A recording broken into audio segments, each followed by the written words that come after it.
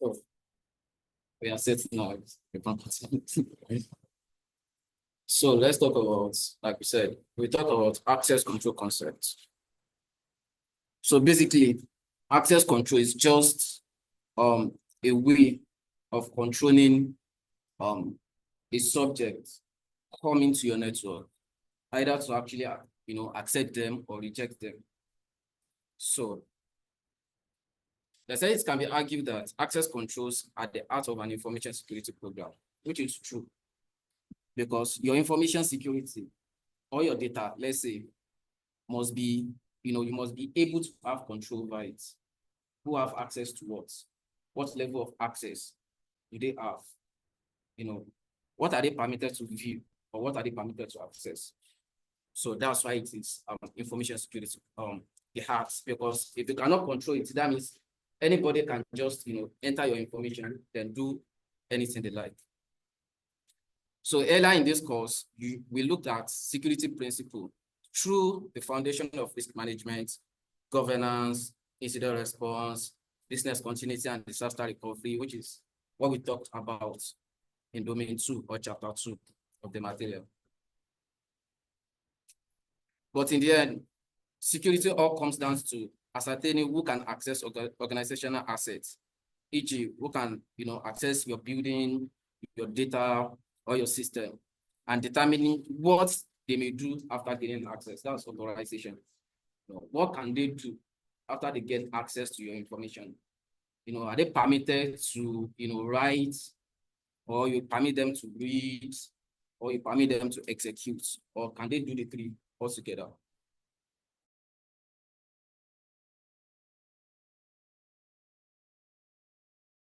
So access control are not just, but also about allowing access. You just don't want to block, anything that is coming to your organization, because that means if you block everybody coming to your organization, there is no way they are going to access the information that you are selling or the service you are sending to people. So what you want to do is that you just want to actually, give them the access, authorized access that they need to actually interface with your service, right? You don't want, for example, now a bank blocking all the customer that is trying to actually interface with their service. So if you block them, what are they going to do in your organization? So you want to give them the access to actually do what they want to do in your organization and nothing more. And it has to be an authorized access. So it is about granting the appropriate level of access to authorized personnel and processes and denying access to unauthorized functions or individuals. This is what we talked about. So you want to give an authorized individual or entity right access to interface with your service, and deny unauthorized people that is coming to access your service. Basically, that's what access control is talking about. So now we said access is based on 3 elements. We have 3 elements to access controls. The first one is the subject, the second one is the object, and the third one is the rules. So let's take them one after the other.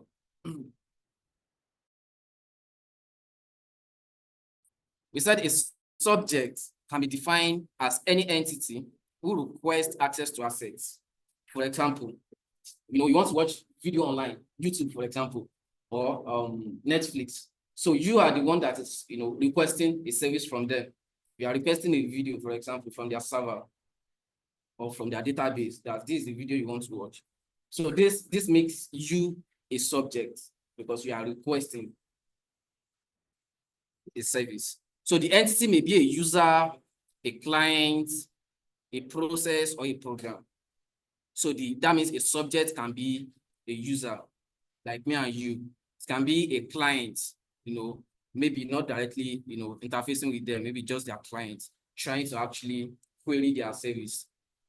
It can be a process, maybe a service you are running. For example, API, trying to actually get a service.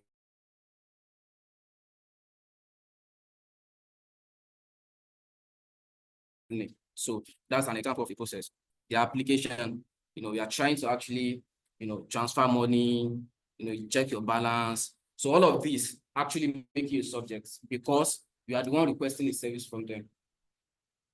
So a subject is the initiator of a request for service, right? You initiate a request for a particular service. So therefore, a subject is referred to as active.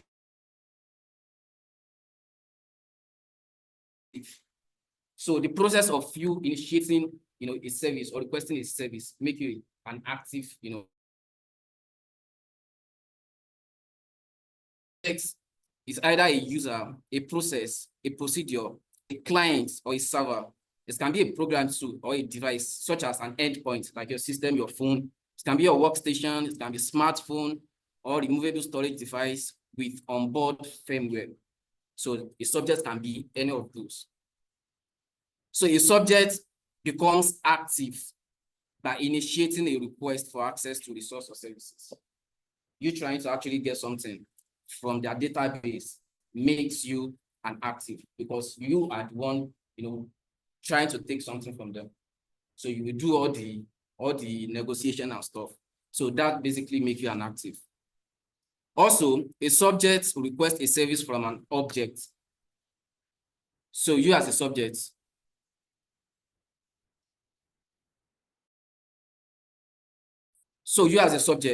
you'll be the one to actually request from an object, because objects is just there, isolated, doing nothing. So you, as an active person, you'll be the ones to go to the object and collect something from it. Also, a subject should have a level of clearance, like permissions, that relate to its ability to successfully access services or resources. So now, as a subject, you must have a level of permission or authorization as to what you have access to do. So then let's talk about objects. That's everything about subjects, right? Now, as for the object, anything that the subject attempts to access is referred to as an object. So anything you are taking from, the service you are requesting a video from, the server you are requesting a video from, or a website you are downloading from, is the object. You downloading the application or anything from their server makes you the subject. So also an object can be a device, it can be a process, it can be a person, it can be users, it can be program, it can be server, client, or other entity that responds to a request for service. So anything that responds to what you actually requested for, that's it. That's an object. You are the subject because you initiate or you request a service. So immediately that thing responds to your request. That makes that thing an object. Whereas a subject is active, like we said, in that it initiates a request for a service. An object is passive in that it takes no action until called upon by a subject. So an object will just sit there doing nothing except you go to that object and take from it or her or it. So the object will just be there like a server, like we said, doing nothing, just isolated. So you as an active, you will go there and be like, guy, wake up, I need this thing. So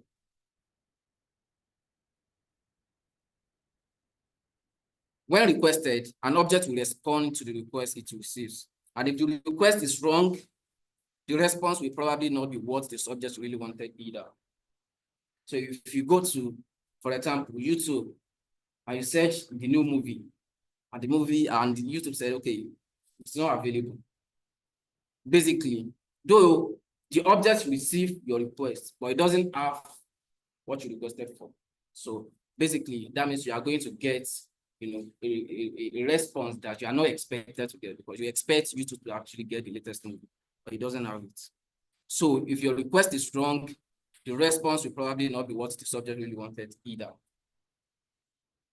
So note that by definition, objects do not contain their own access control logic. So objects cannot control, who comes in and goes out, who has access to me or doesn't have access to me, because they are isolated. They cannot actually do anything on their own. So objects are passive, not active and must be protected from unauthorized access by other layers of functionality in the system, such as the integrated identity and access management system. Sorry. Internet.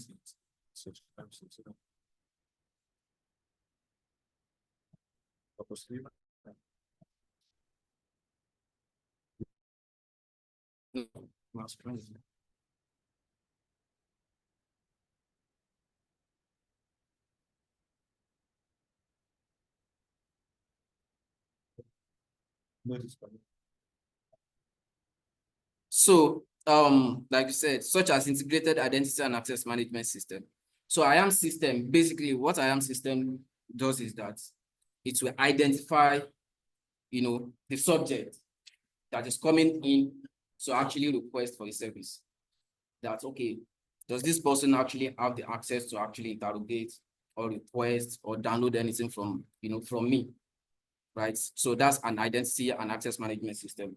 So, and if you don't have that access, so the system is going to actually block you from coming in. So an object as an owner, and the owner has the right to determine who or what should be allowed access to the object. So if you have an object, for example, a YouTube server has the owner, someone put it there, and the owner, right, has the right to determine who or what should be allowed access to the objects. So they will be the ones to actually determine who actually, goes in or go out of the, objects. So quite often, the rules of access are recorded in a rule-based or access control list. So, like I said, an object can be a building, it can be a computer, it can be file, it can be database, it can be printer, because, database, you actually request the data from database. So it can be printer, maybe you send something to the printer, you expect to bring something out. Yeah. It can be a server, communication resource. It can be a block of memory, input-output port. It can be a person and stuff like that. So also an object can be anything that provides service to a user. Anything that actually provides a service to a user can be an object. Okay, you have it. It's passive.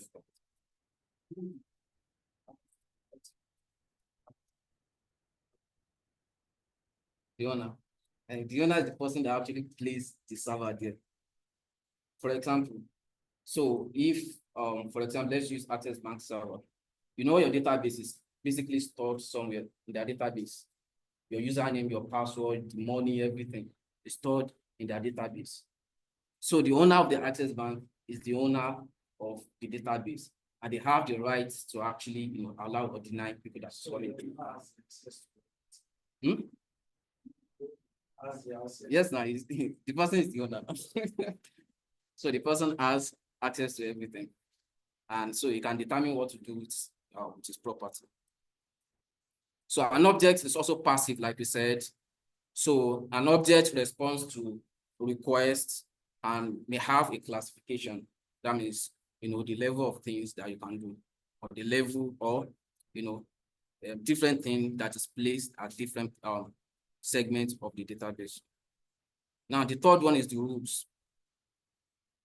An access rule is an instruction developed to allow or deny access to an object by comparing the validated identity of the subject to an access control list. So access control list, this is like a list of an entity, right, that is either allowed or denied from a service, right? For example, if there is a security guard at the gate, and they've given the security guard the list of people that should be allowed to the compound, the list of the people that shouldn't be allowed to the compound. So when you come, the security guard will just check the list. Maybe you are among the people that is allowed to actually enter or not. Then if you are allowed, you'll be entering. Then if you are not, then you'll be sent back. So one example of a rule is a firewall access control list. By default, firewalls deny access from any address to any address or on any port. So a firewall basically the hard copy or the hard, hardware of this firewall is like this. Some even bigger or some smaller, right? Like that. So by default from the vendor, the rule that is configured on it is that anything that is coming, any IP that is coming from anywhere, block it. Even if you are the owner of the company, if you are not allowed to actually enter, you will not be entering the company. So that's the default rule that is configured on the firewall. That anything that is coming, block it. So for firewall to be useful, however, it needs more rules. A rule might be added to allow access from the inside network to the outside network. So sometimes you want only people from the outside to have access, to your database or your resources. And sometimes you only want people from the inside your organization to only communicate outside, and the firewall to block everyone else coming from the outside world. So you have to actually tell the firewall what to do in this case for it to be useful, or else it's going to block everything that is coming in or going out. Here we are describing a rule that allows access to the object outside network by the subject having the address inside network. As another example, when a user, in this case, the subject, attempts to access a file, an object, a rule validates the level of access, if any, the user should have into that file. To do this, the rule will contain or reference a set of attributes that define what level of access has been determined to be appropriate. So in this case, a rule can compare multiple attributes to determine appropriate access. So a rule can compare, the user device, the location the person is, the roles of the person in the organization. Basically, that's attributes of any entity. So the attribute can be the location where the person is actually trying to request a service from. It can be a device. It can be the role that the person plays in the organization and stuff. So that's the attribute of the entity. So a rule can compare multiple attributes to determine appropriate access. Also, a rule can allow access to an object, like we said. It can also define how much access is allowed. It can deny access to an object and also apply time-based access. So that's it about it. So let's talk about defense in depth. So defense in depth is an information security strategy that integrates people, technology, and operation capabilities to establish variables barriers across multiple layer and missions of the organization. Basically, what they are saying is that defense in depth has multiple layers of countermeasures or controls in place so as to protect, an organization assets. For example, they may have like 5 different firewalls, different vendors, trying to protect one service, so that if an attacker breaks into one, there's the second one to actually fight. So if you break the second one, there's third one to fight. If you break the third one, there's fourth one to fight, and like that. Basically, that's what they mean by defense in depth. You have multiple layers of security in place to actually protect your assets. So it applies multiple countermeasures in a layer fashion to fulfill security objectives. So defense in depth should be implemented to prevent or deter a cyber attack, but it cannot guarantee that an attack will not occur. Like I said, that doesn't mean that even if you put like 1 million different, countermeasures in place, people that will still break into your organization will still break it. But, it will take time before they can actually be successful in what they are trying to do. But compared to if you have just a single, countermeasure in place, that's easier for them to actually break it. But if you have multiple, that means they are going to take, longer period of time before they can actually break into your organization. So a technical example of defense in depth, in which multiple layers of technical controls are implemented, is when a username and password are required for login to your account, followed by a code sent to your phone to verify your identity. You enter your username and you enter your password. then now this is where verification now comes in. They want to actually confirm if you are the rightful owner of that account. Then they will now be like, okay, fine. While trying to set up this account, you actually used a number, a code has been sent to that number. So, input that code too, so that we can verify that you are the rightful owner of that, account. This is a form of MFA, multi-factor authentication, like we've talked about it, using methods on 2 layers, something you have and something you know. So something you have is the code that is sent to your phone, and something you know is your username and your password. So the combination of the 2 layers is much more difficult for adversary to actually obtain than either of the authentication code individually. So if you use a single factor authentication, it is easier to actually break into your account. Maybe all they just need is the username and password, which can actually be found anywhere. But if you use another layer of security, maybe a code will have to be sent to your phone, or you have to input a number sent to your token and stuff like that. That's an additional layer of security that is put in place. So another example of multiple technical layers is when additional firewalls are used to separate untrusted network with different security requirements, such as the internet from trusted networks that host servers with sensitive data in the organization. So yeah, basically what they are trying to talk about is segmentation, whereby you try to actually, divide departments with their own different, countermeasure in place. So that, for example, if an attacker is attacking a finance department, that attack will only be restricted to the finance department or department. So they will not be able to actually, pivot to another department, right? So basically, I think we still talk about our segmentation in the future. So it might require the network traffic to be validated by rules on more than one firewall, with the most sensitive information being stored behind multiple firewalls. As a non-technical example, consider the multiple layers of access required to get the actual data in a data center. First, a lock on the door provides a physical barrier to access the data storage devices. Second, a technical access rule prevents access to the data via the network.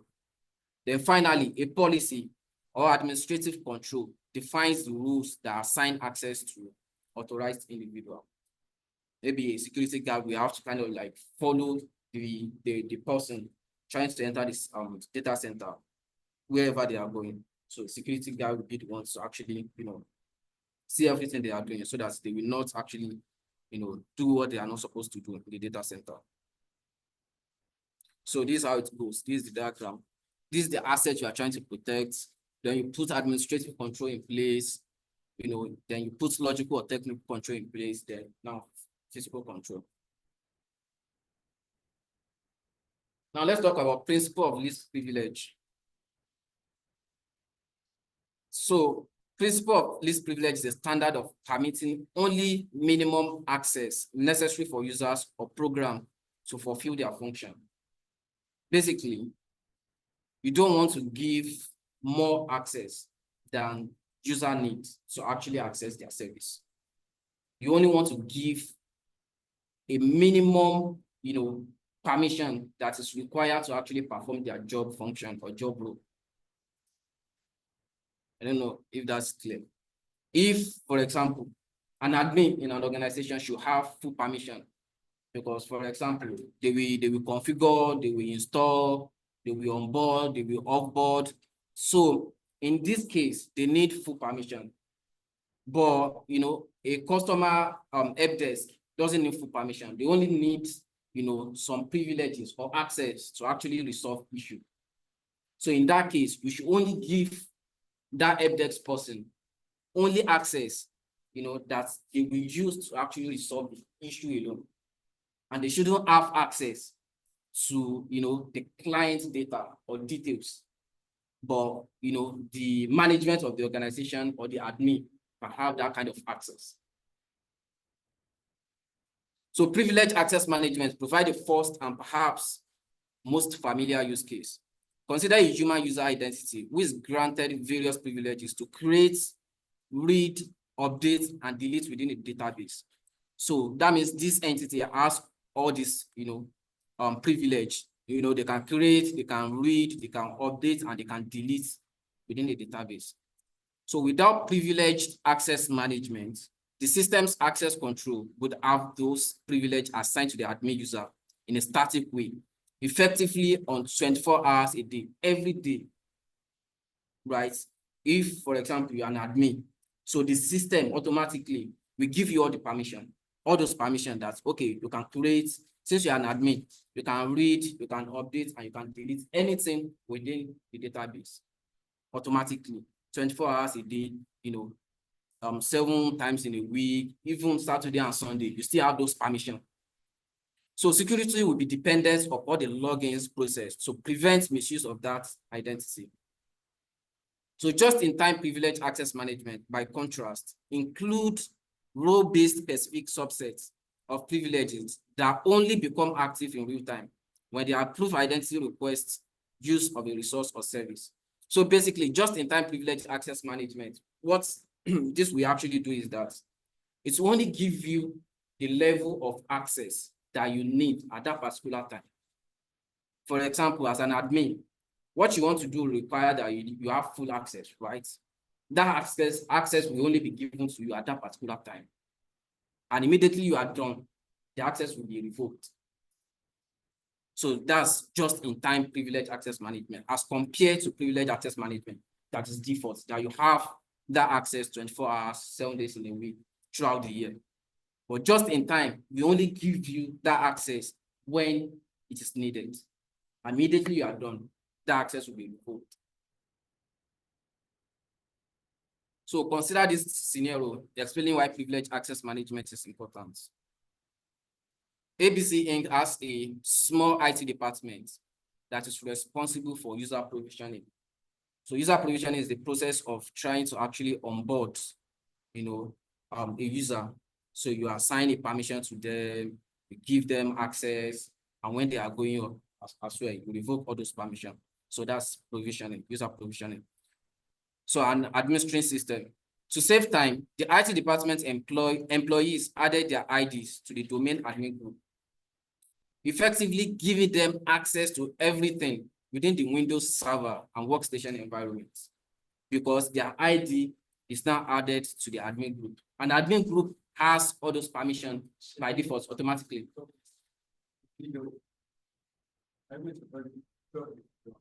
Yeah. So, and they will have that access automatically because that ID, the ID of the new user, has been added to where the admin group user have. So even if you are a new user and you don't need all those access, the fact that your ID or your access has been added to where the admin group are, so you will have all those permissions automatically as well. So while reviewing an invoice that was received via email, they opened an email that had a malicious attachment that initiated a ransomware attack. So basically, a ransomware attack is an attack or a software whereby your system or the file on your system will be encrypted, and you have to pay a commission or a ransom or pay some money before it can be decrypted for you to actually access your information again. So that's ransomware attack. So since they are using domain admin privileges, the ransomware was able to encrypt all the files on all servers and workstations. So a privileged access management solution could limit damage done by using ransomware if the administrator privileges are only used when performing a function requiring that level of access. Like I said, so just in time, it will only assign that permission or the level of access you need at the right time when you need it, not when you don't. That you have that access automatically anytime. So assuming that just in time is in place when all these guys are hacked, they won't be able to actually have access to, the admin group files that they are not able to actually, encrypt the ransomware attack. So a privileged access management solution could limit the damage done by this ransomware if the admin privileges are only used when performing a function requiring that level of access. So routine operations such as daily email tasks are done without a higher level of access. So in this case, you don't need, elevated privilege than you need. You don't need, you don't need to read, write, execute at the same time. Since what you are just doing is to send email. So you only need an access that will allow you to actually send those emails alone and nothing else. Now let's talk about privileged accounts. Privileged accounts are those with permissions beyond those of normal user, such as manager and admin. All those ones, they have, some elevated privilege that nobody has again, except them. So in this case, they can delete, they can read, they can write, they can execute, they can do anything because they have full access. So broadly speaking, these accounts have elevated privileges and are used by many different classes of users, including system admin. Because system admin is the person that will have the principal responsibility for operating systems, application deployments, and performance and management. And in this case, they basically need, elevated privileges to do that. So also, help desk or IT support staff who often need to view or manipulate endpoints, servers, and application platform by using privileged or restricted operation. Also, people that also need privileged accounts are security analysts who may require rapid access to the entire IT infrastructure, systems, endpoints, data environment of the organization. So, other classes of privileged user accounts may be created on per client or per project basis. For example, if you have, a project that is ongoing, and those, stakeholders, they need elevated privileges, then you can create, elevated privilege for them. So that's based on condition, not that, they are there automatically. So these few examples indicate that organizations often need to delegate the capability to manage and protect information assets. So various managerial, supervisory, support, or leadership people with differing level of authority and responsibility. So this delegation, of course, should be contingent upon trustworthiness, since misuse or abuse of these privileges will lead to harm for the organization and stakeholders. So you only want to give it to people that actually need, permission to actually do that job function based on trust, right? You don't just want to give anybody elevated privilege to do anything they like in the organization, because if those individuals are able to be hacked, that means the organization are gone, because that means they have, all the access to the organization resources already. So you don't want to give it to people that can handle that level of access. So typical measures used for moderating the potential for elevated risks from misuse or abuse of privileged accounts include the following: more extensive and detailed logging than regular user accounts. So these are basically talking about people that have elevated privileges. That means they need additional layer of security to protect that privilege that they have. So they will have more extensive and detailed logging than regular user accounts. So anything that they are doing will be logged so that they can be accountable for it. So the record of privileged action is vitally important as both a deterrent and an administrative control. So also, it will be more stringent access control than regular user accounts. So as we see emphasized in this course, even non-privileged users should be required to use MFA methods to gain access to organizational systems and networks. So privileged users, or more accurately, high trusted users with access to privileged accounts, should be required to go through additional or more rigorous authentication prior to initiating those privileges. So you just don't want to believe that, okay, because you trust them and they have all those levels of access, you just want them to actually do anything they like in the organization. They too have to go through some security controls. They have to put MFA in place as well. So that sometimes they can be hacked as well, and those privileges have to be proven before access can be given to the organization. So just-in-time identity also should be considered to restrict the use of these privileges to specific tasks and time in which the user is executing them. Like you said, just-in-time identity will only actually give you the permission or the level of permission that you need at that particular time that you need it. Just don't have it automatically and you can use it anytime. No, that access, that level of privileges will only be given to you when you need it alone.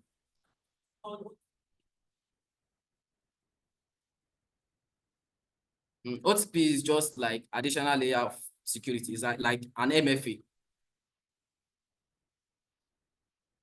So just-in-time identity, it's a software on its own. So it has the rules, it has your name, it has everything about you. So now, for example, let's say you're an admin and what you need at this particular time is elevated privilege. You want to be able to actually delete, write, edit, or do anything you want in the database. So now someone will go to the just-in-time software and tell the just-in-time software that, okay, this person wants to actually have access. And the time will be given that just give this person the elevated privilege for 15 minutes. And after 15 minutes, that access will be revoked automatically. As compared to me giving you, right, without just-in-time. That means you have that access forever. So E-exams. Like how? I don't understand. an example of just E-exam. Like electronic exams. Okay, like I don't really get. One specific period of time. Mm-hmm. I will give you an example. You want to give them access to the exam for that class. Yeah. Yes, that's just different thing entirely, kind of, but it works like that. It works like that too. For in the case of e-exam, it's just that okay, these people want to actually do the exam for 2 hours. So after 2 hours, they should be logged out automatically. But this just-in-time has to do with privilege. Like privilege. For example, now, a student writing e-exam shouldn't have access to the database where the answers are, right? So if they have access to that, that means, they have elevated privilege. Only admin should be permitted to actually, see the answers and mark the question. So immediately they have that access. That means they have elevated privilege. Even the admin itself, if admin is going there to actually check the questions and the answers. So just in time, we'll now be like, okay, Mr. This so want to check the answers at the database. So the admin, because this tool has to be configured, just in time identity, it's like a software that has to be configured too. So they will not be like, okay, what's your name? What's your role? They will give the identity, everything. Your identity, like your role, you're an admin, you are this professor and stuff. And they will tell the identity software that this person should only be given 15 minutes to check everything they want. And after that, revoke the access. So if that professor, go back there some other time, that access will be revoked. They won't have access to actually view that database anymore. It has been it's gone. Immediately they are done the first time. I don't know if that's clear. It's clear. Also, we want to give them deeper trust verification than regular user accounts. So privileged account holders should be subject to more detailed background check, strict NDA, and acceptable use policy should be willing to be subject to financial investigation. So periodic or event-triggered updates to this background checks may also be in order depending on the nature of the organization activities and the risk it faces. Also, more auditing than regular user accounts because they have all this elevated privilege. So that means they should go through all this, security questioning.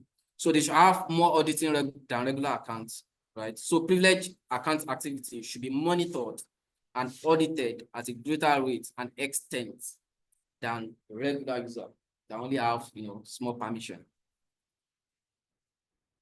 So this is an example of privileged access. privileged access is not always related directly to a user or IT. So it can also be a system or system process that is accomplished by a program. For example, a customer service representative may need to reset the password of a customer account, but they do not need to edit the account or account details. So they should not be granted admin privileges that would allow them to do more than they need, right? So a privileged access program will be developed that allow the customer service representative to execute the program that updates the password only. So the program has privileged access to update the password, but the customer service representative does not have the ability to interact directly with the customer account because they are not given that permission to actually do it. So they won't have that access. Another example of a privileged access is the user of the super user tool. So this is, you can only understand this if you've used Linux before. So if you want to kind of like elevate your privilege in Linux, so for example, let's say you want to install a software or you want to update the system itself, you have to tell the system that I'm a super user. So then you now command the system to do what you want it to do, even though the system will still ask you for your password. So another example of privileged access is the use of the super user tool. We call it sudo. So sudo command in Linux environment. So the sudo command allows a user to temporarily assume the access of a user with higher privileges to perform an activity. Once the activity is completed, the privileged access is removed and the user is returned to their previous level of access. Basically, that's what we've been saying since.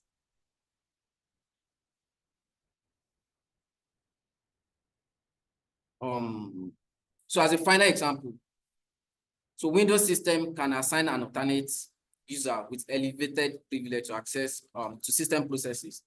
So this method of access elevation can be performed asynchronously to the user interaction and is therefore less risky than elevating the privilege of an interactive user. Basically, what they are saying is that, for example, let's say one admin is not available. There should be someone, that have that level of access to that can actually back up the data when the person that the data backup is assigned to is not available at that moment. So now let's talk about segregation of duties.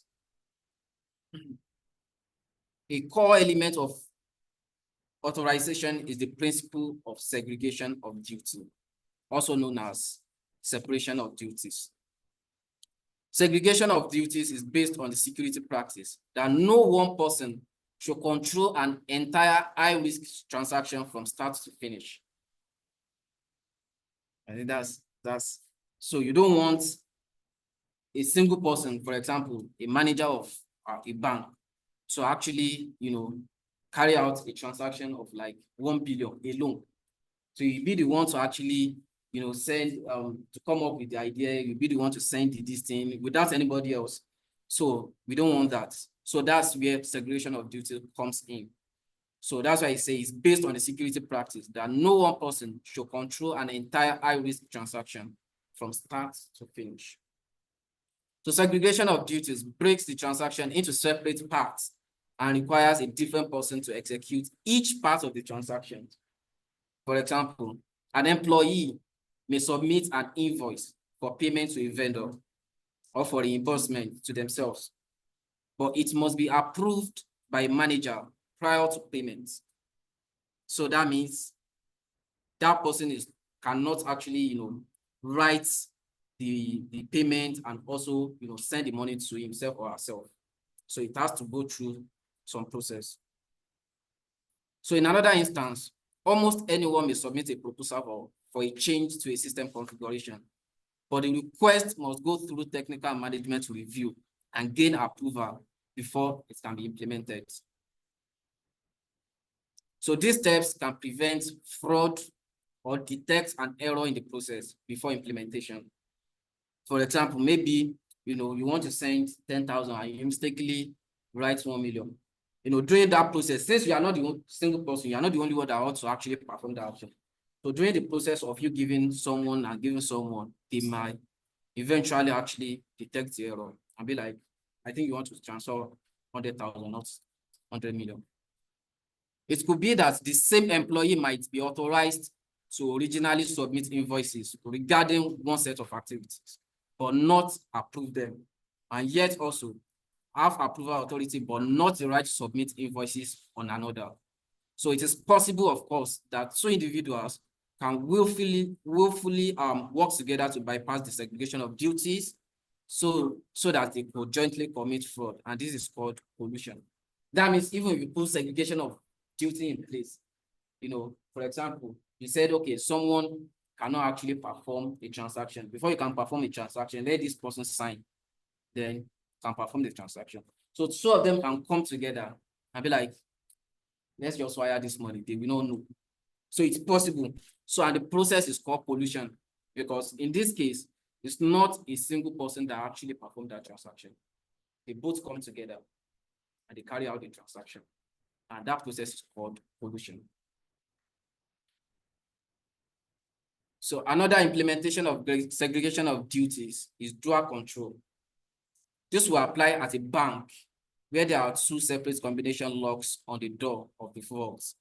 Some personnel know one of the combinations and some know the other, but no one person knows both combinations. So two people must work together to open the vault. Thus, the vault is under dual control.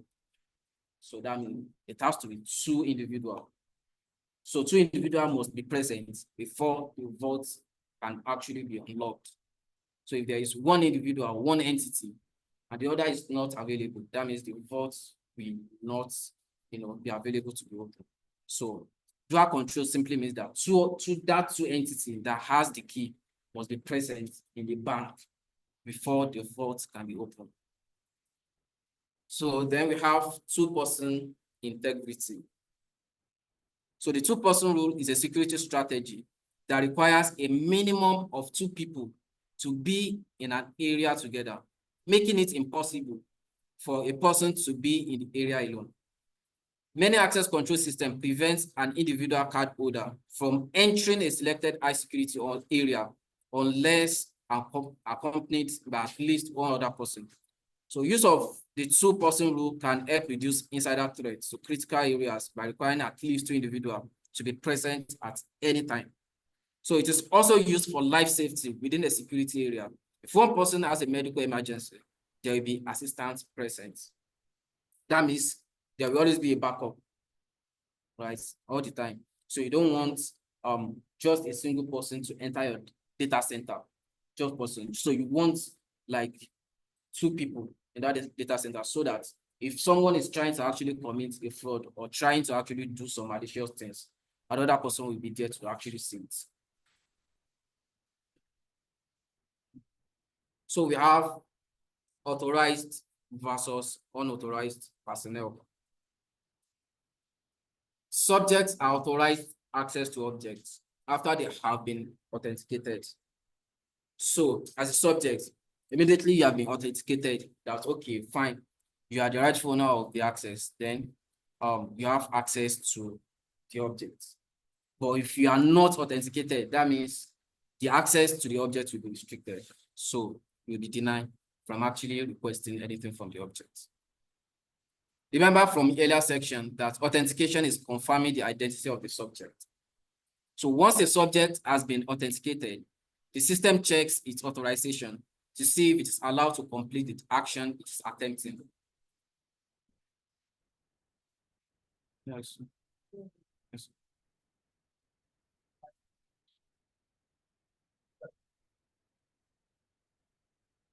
So this is usually done via a security matrix accessed by the system controlling this access based on pre-approved level. For example, when a person presents an ID badge to the data center door, the system checks the ID number, compares that to a security matrix within the system, and unlocks the door if the ID is authorized. That means if that person is among the people that are authorized to actually enter the data center, then the door will be opened. If the ID is not authorized to unlock the door, it will remain logged, right? So in another example, a user attempts to delete a file. The file system checks the permission to see if the user is authorized to delete the file. If the user is authorized, the file will be deleted.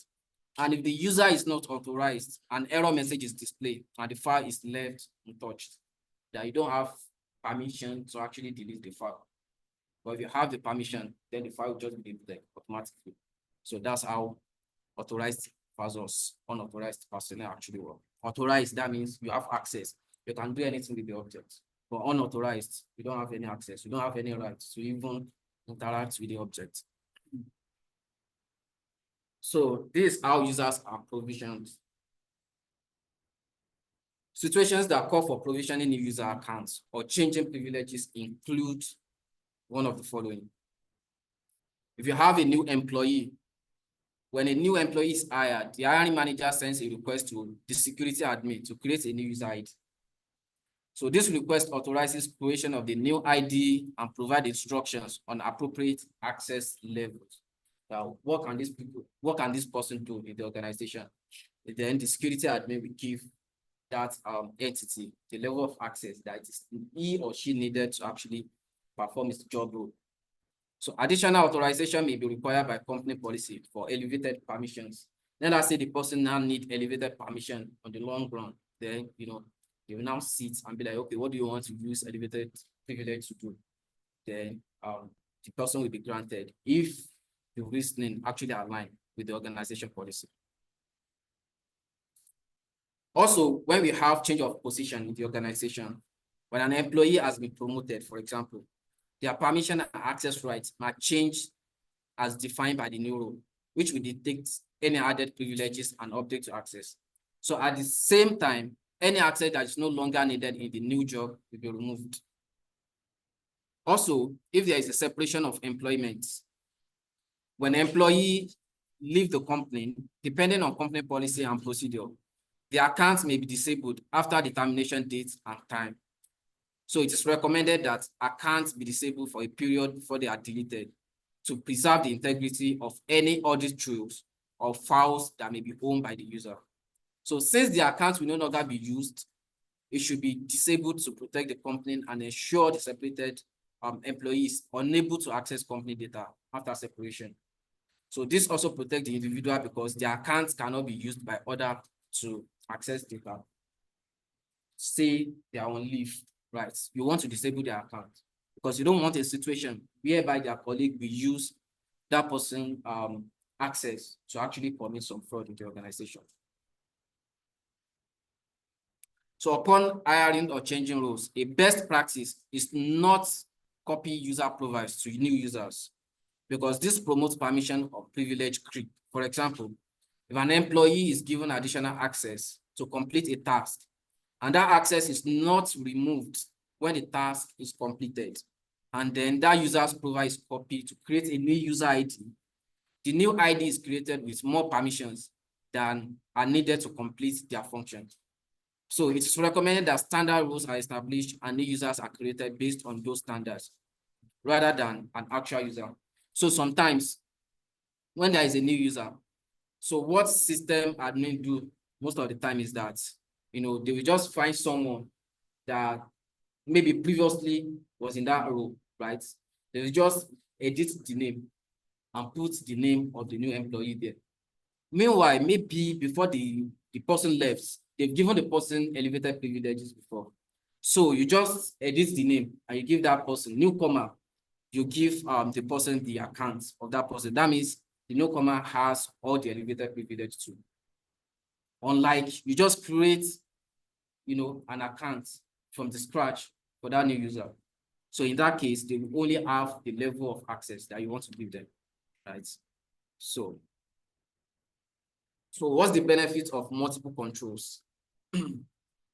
Consider a door with multiple locking mechanisms, such as deadbolts and a door knob lock.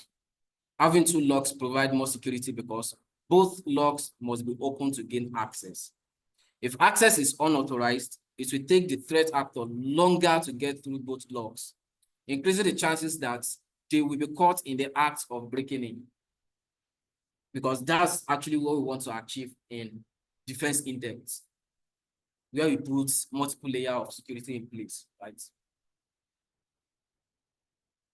So on the other hand, the criminal may choose to kick the door in rather than spend time picking two locks. In this case, having two locks on the door may cause additional damage to the door frame that is opened by brute force. So in this scenario, the benefit of adding additional locks probably outweighs the potential for additional damage of a kicked-in door. Although the more locks that are on the door or barrier to access to a system, the longer it will take an authorized employee to gain access, time that might be better spent performing productive work instead of getting workplace or system access. Finding the right balance of access control key is the key. So basically what they are saying is that sometimes, putting all those multiple layers of security in place can also affect your employees, because they will have to go through those processes too sometimes. But because they are authorized user, they will have all the login, all the keys to actually unlock those control, as compared to someone that doesn't have that authorization. It will take time. But even as for people that have authorization, it will still take them time to actually enter the organization, which it can actually affect the rate that they work in the organization. Sometimes it may delay them. So now consider the scenario of a SOC technician who receive an alert that a user has logged into a cloud email account from 2 different countries in a short amount of time. So that means someone logged in Nigeria, and the next 10 seconds, they logged in China. So indicating the account has been compromised, because except you are Jin, there's no way you will be in Nigeria in 1 minute and the next minute you are in China. So this is an indication that the account has been compromised. So the initial response was to prevent logins based on geographical location. So what you want to do is that we want to go to the firewall, for example, and configure a rule that says that only allow people from Nigeria to enter the organization and not people from China, right? So thus far in this scenario, the threat actor already has beaten 2 layers of security in this case, the user's password and a geography restriction. A 3rd layer is added to the account in the form of MFA, which require the user to input a code that is generated on their cell phone, which is like, for example, OTP that we mentioned the other time. So this requires the user to have the device registered to the account in their hands to successfully authenticate. Even when they break in, right, they have the username, they have the password, they still need the OTP that is sent to the owner's phone before they can break in. So if they don't have that code, they cannot go further, right? So the 3rd layer is successful in securing the accounts. This is one way to visualize the use of multiple controls and the use of MFA. So multiple controls are recommended for all users with admin access to ensure that access to critical systems is only granted to authorized individuals. So depending on company policy, additional layers of protection may be required and should be aligned with the company's risk profile. So every security measure reduces productivity. The most secure systems and environments have severely limited functionality or productivity. Too much security reduces the productivity past the value of any benefits too. So in general, you will not buy a $100 lock to protect a $75 bicycle from theft. So you don't want to buy a lock of $100 to protect a bicycle of $75. So security solutions always serve to support the business and never the other way around. So anything you want to actually implement, maybe the controls, you want to buy a firewall. You cannot buy a firewall, right? That is 100 million naira. And the system you want to actually use the firewall against is maybe 20 million. So it doesn't make any sense. So you want to balance it up.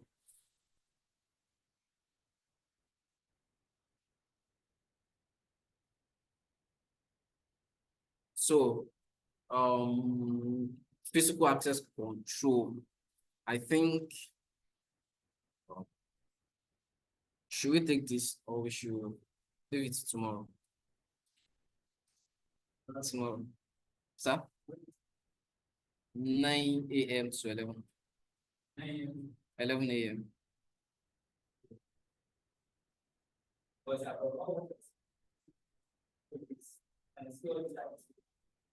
Sorry. C-panel. C-panel, yeah, like.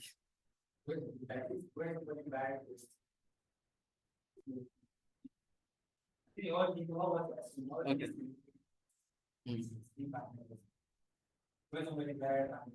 I understand what you're trying to say, but this is a security class.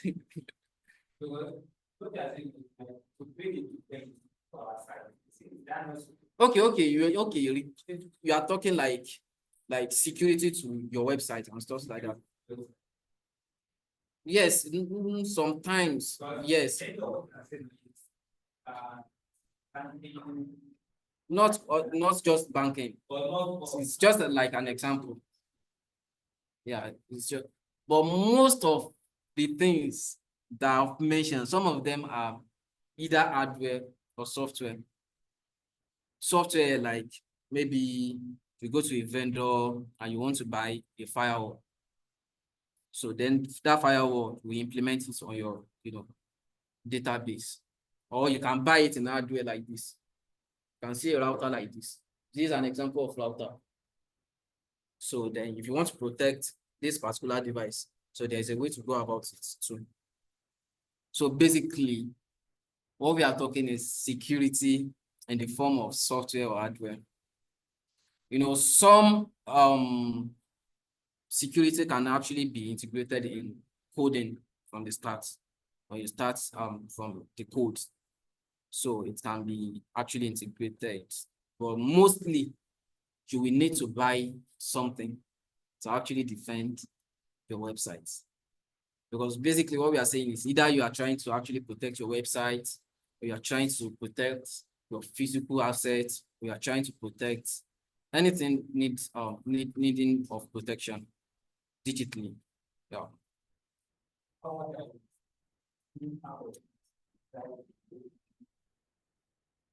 Site. Yeah. So like, for example, MFA will be implemented when you are designing a website. Sorry. MFA. No, you will code it. You will just integrate it inside the code. Now, okay, if this person is trying, like, for example, the banking application, it's not like they buy a software or something like that. The software developer will be the one to actually integrate that feature. It may be removed as well, but security-wise, you must add it. Like MFA, that if this user is coming in, for example, let's use subject and object. So if this subject is coming to actually get something from this object, they need this level of authorization, authentication before they can actually interact with our server or our database. So that one will be coded into the software. But when we are talking about the people that are allowed, to actually interact with the system, then we'll be talking about, firewall, IDS, IPS, and other security mechanism.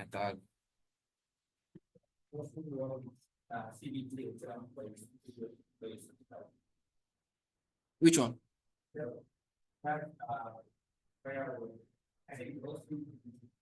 And you also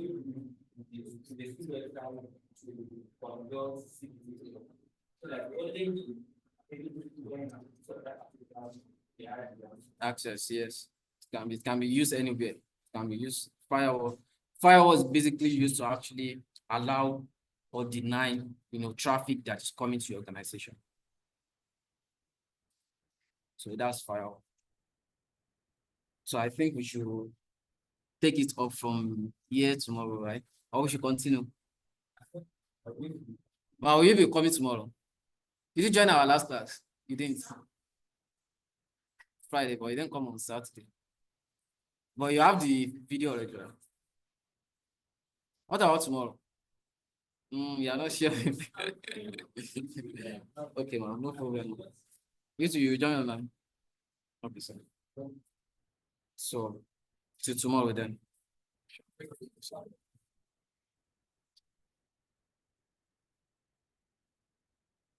Someone said they can't see the screen. Since when? Oh, sorry. We are sorry. No, the video will be sent. Mr. Abdullah. Inshallah, the video will be sent to you. Okay, We are sorry for them. Yeah? they're good. We are sending a good. To the group, no, the video will be sent. And just ask them in general group to add you to the group, to the CC group, cybersecurity group. I'm not good. You are not in general group too. You are not in Aptech group at all. I'm not. And so ask them in any group they will add you.